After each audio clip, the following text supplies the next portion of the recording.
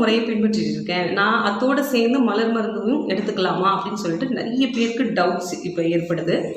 So அந்த டவுட்டெல்லாம் ஒரு தீர்த்து வைக்கும் விதமாக இந்த வீடியோ உங்களுக்கு நிச்சயமாக இருக்கும். அதாவது மலர் மருந்து இது ஒரு மாற்று முறை மருத்துவம் கிடையவே கிடையாது. அது உங்களுக்கு நல்லாவே தெரியும். இது ஒரு துணை மருத்துவம் தான். நீங்கள் ஏதோ ஒரு தெரப்பி எடுத்துகிட்டு இருக்கீங்க, இல்லை ஏதோ ஒரு மருத்துவ முறை பின்பற்றிட்டு இருக்கீங்க, அதில் துணையாக இதையும் சேர்த்து எடுக்கும் பொழுது உங்களோட ரெக்கவரி ஃபாஸ்ட்டாக நடக்கும்.